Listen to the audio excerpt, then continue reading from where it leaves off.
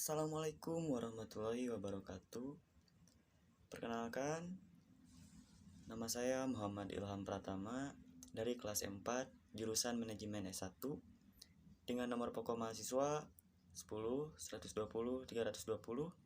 Saya merupakan salah satu mahasiswa di Sekolah Tinggi Ilmu Ekonomi Manajemen Bisnis Islam Bandung atau STIS TEMI Bandung.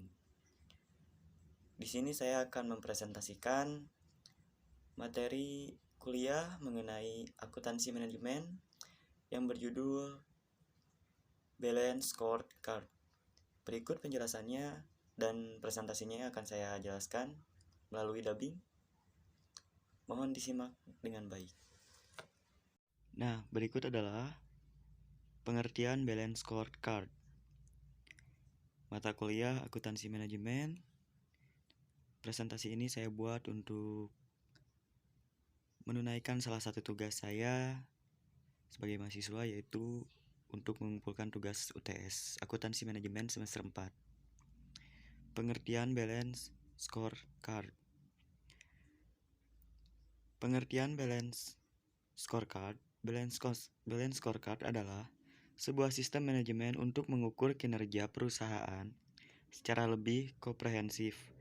Balance Scorecard dibuat untuk mengatasi masalah tentang kelemahan penilaian sistem kinerja eksekutif yang hanya berfokus pada perspektif keuangan saja dan menghadapi perspektif non-keuangan. Keunggulan Balance Scorecard. Keunggulan Balance Scorecard dalam perkembangannya, BSC telah banyak membantu perusahaan untuk mencapai tujuan. BSC memiliki beberapa keunggulan yang tidak dimiliki sistem strategi manajemen tradisional. Teori-teori dari gambar Balance Scorecard. Perspektif dalam Balance Scorecard. Yang pertama yaitu perspektif keuangan. BSC menggunakan pengukuran kinerja keuangan seperti laba bersih dari ROI, karena tolak ukur tersebut umum digunakan dalam perusahaan untuk mengetahui laba. Tolak ukur keuangan saja tidak dapat menggambarkan penyebab yang menjadikan perubahan kekayaan yang diciptakan perusahaan atau organisasi, menurut Mulyadi dan Joni Setiawan tahun 2000. Yang kedua adalah perspektif pelanggan. Dalam perspektif pelanggan, perusahaan perlu terlebih dahulu menentukan segmen pasar dan pelanggan yang menjadi target organisasi atau badan usaha. Selanjutnya, manajer harus menentukan alat ukur yang terbaik untuk mengukur kinerja dari setiap unit operasi dalam upaya mencapai target finansialnya.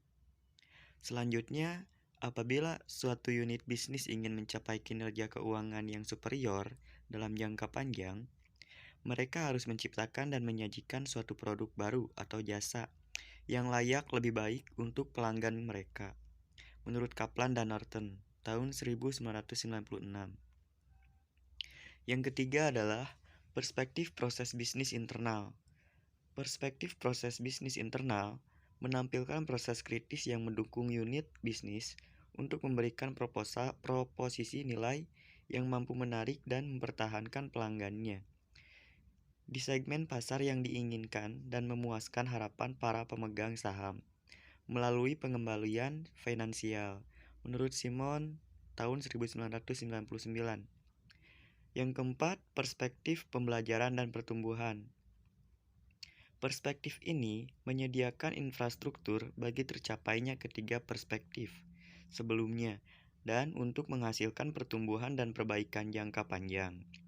Penting bagi suatu badan usaha saat melakukan investasi tidak hanya pada peralatan untuk menghasilkan produk atau jasa, tetapi juga melakukan investasi pada infrastruktur, yaitu sumber daya manusia, sistem dan prosedur, tolak ukur kinerja keuangan, pelanggan, dan proses bisnis internal dapat mengungkapkan yang besar antara kemampuan yang ada dari manusia, sistem, dan prosedur. Tujuan Balance Scorecard.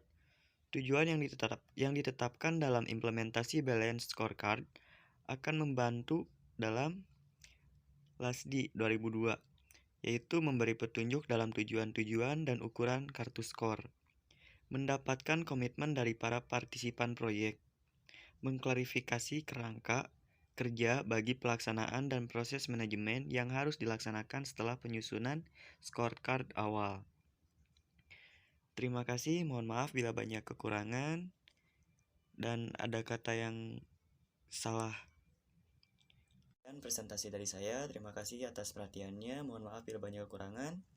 Wabillahi taufiq wal hidayah. Wassalamualaikum warahmatullahi wabarakatuh.